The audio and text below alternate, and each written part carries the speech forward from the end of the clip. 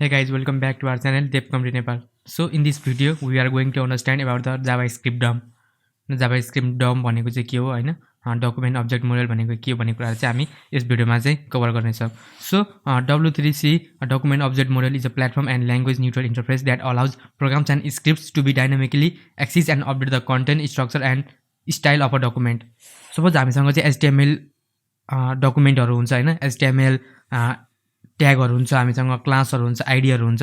त्यसको थ्रुबाट चाहिँ हामी HTML एलिमेन्टहरुलाई चाहिँ म्यानिपुलेट गर्न सक्छौं हैन, डायनामिक वेबसाइटहरु बनाउन सक्छौं DOM को युज गरेर हामी. सो बेसिकली DOM को युज गरेर चाहिँ हामी के गर्न सक्छौं भन्दाखेरि चाहिँ म्यानिपुलेट गर्न सक्छौं. So whenever our web page loaded, the browser creates a document object model for the page हैन. त्यो पेजको चाहिँ एउटा डकुमेन्ट मोडल पेज चाहिँ क्रिएट गर्दछौ. सो JavaScript DOM ले चाहिँ के गर्न सक्छ भन्दाखेरि चाहिँ HTML एलिमेन्ट्सहरुको जुन एलिमेन्ट्सहरु हुन्छ त्यसलाई चेन्ज गर्न सक्छ हैन, एट्रिब्युट्सहरुलाई चेन्ज गर्न सक्छ. त्यस्तै अब CSS को स्टाइलहरुलाई पनि चेन्ज गर्न सक्छ. अनि त्यसै न्यू एलिमेन्टहरु एड गर्नु पर्यो भने पनि त्यसलाई नि एड गर्न सकिन्छ हैन. सो यो छ. सो अब HTML DOM भनेको चाहिँ के हो त? एउटा हुन्छ JavaScript DOM, अर्को हुन्छ HTML DOM. So HTML DOM भनेको चाहिँ यो चाहिँ एउटा standard object model and programming interface हो हैन, HTML को लागि. यसले चाहिँ के डिफाइन गर्छ भन्दाखेरि चाहिँ HTML एलिमेन्ट्सहरुलाई चाहिँ एउटा अब्जेक्टको रूपमा चाहिँ डिफाइन गर्न हेल्प गर्छ हैन. सबै HTML एलिमेन्ट्सहरुको प्रोपर्टिजहरुलाई डिफाइन गर्छ. त्यस्तै यसले मेथडहरु अल द मेथड हैन जुनको थ्रुबाट चाहिँ हामी HTML एलिमेन्ट्सहरुलाई चाहिँ एक्सेस गर्न सक्छौं हैन, त्यो मेथडहरुलाई पनि यसले डिफाइन गर्छ. त्यस्तै यसले चाहिँ सबै इभेन्ट्स एन्ड इभेन्ट सिग्नलहरुलाई चाहिँ यसले चाहिँ हाम्रो HTML एलिमेन्ट्सहरुको चाहिँ डिफाइन गर्छ.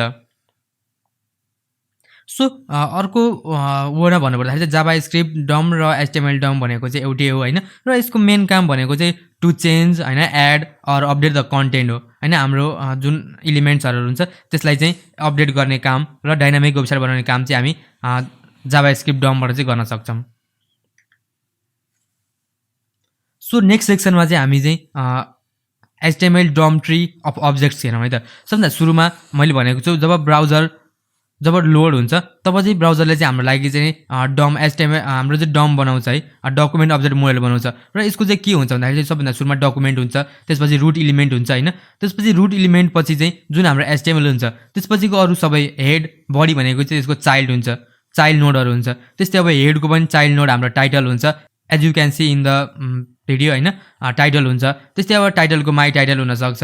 लाइकवाइज हाम्रो एलिमेन्टको जुन हाम्रो अलरेडी HTML को चाहिँ हाम्रो चाइल्ड नोड छ बडी, त्यो बडीको नि हाम्रो फर्दर चाइल्ड नोडहरु हुन सक्छ. जस्तै अब एलिमेन्ट्सहरु हुन सक्छ हैन, S1 ट्याग हुन सक्छ, त्यस्तै लिंकहरु हुन सक्छ, href हुन सक्छ जुन एट्रिब्युट हो. त्यस्तै सबै यसको टेक्स्टहरु हुन सक्छ हैन, प्याराग्राफहरु हुन सक्छ. यो सबैहरु चाहिँ के हो, चाइल्ड नोड हो. यसले चाहिँ के गर्छ भन्दा ट्री अब्जेक्टहरुको चाहिँ डिफाइन गर्छ हाम्रो HTML DOM ले चाहिँ.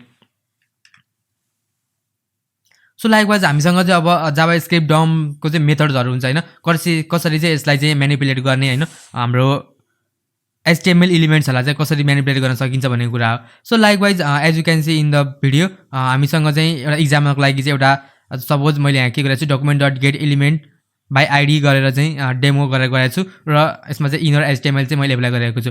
यसमा चाहिँ के यो एक्जाम्पलमा चाहिँ के छ भन्दाखेरि चाहिँ जुन हाम्रो get element by id छ यो चाहिँ एउटा हाम्रो मेथड हो हैन. गेट एलिमेन्ट बाइ आइडी भनेको चाहिँ मेथड हो हैन, जस्ट एन्ड हाम्रो इनर HTML भनेको चाहिँ प्रोपर्टी हो. जस्तै इनर HTML भनेर जस्तै अरु पनि धेरै कुराहरु हुन्छ हैन, क्रिएट अब्जेक्ट हैन, क्रिएट एलिमेन्ट भन्ने डिफरेन्ट प्रोपर्टीहरु हुन्छ. सो यो चाहिँ एउटा JavaScript DOM को चाहिँ मेथडको चाहिँ एक्जाम्पल थियो. एन्ड नेक्स्ट कुरा गरौँ हाम्रो चाहिँ JavaScript DOM को मेथड्सको बारेमा हैन, कसरी चाहिँ हामी गर्न सक्छौं भन्ने कुरा हो. लाइक हामीसँग छ भन्दा फर्स्टमा त हुन्छ document.get element by id भन्ने हुन्छ. मैले भनिसकेको छु डकुमेन्ट भन्ने त हाम्रो डकुमेन्ट भइहाल्यो हैन, HTML डकुमेन्टहरु. लाइक हाम्रो get element by id भनेको यो मेथड भयो, प्लस id भनेको चाहिँ हाम्रो के हो, भ्यालु भयो हैन. So as you can see हाम्रो चाहिँ हामी एउटा आइडी बाट एक्सेस गर्न सक्छौं. अर्को चाहिँ हामी tag name, suppose S1 tag use गरेका छौं भने चाहिँ त्यो S1 ट्यागलाई पनि हामी चाहिँ एक्सेस गर्न सक्छौं. लाइकवाइज हामी यदि क्लास नेमबाट चाहिँ हामीले एक्सेस गरेको छ भने चाहिँ हामी क्लास नेमको थ्रुबाट पनि यसलाई चाहिँ एक्सेस गर्न सक्छौं. So this was all about JavaScript DOMs हैन. क्वेरी सेलेक्टरबाट पनि हामी चाहिँ म्यानिपुलेट गर्न सक्छौं हैन, डिफरेन्ट प्रोपर्टिजहरु छ यसको.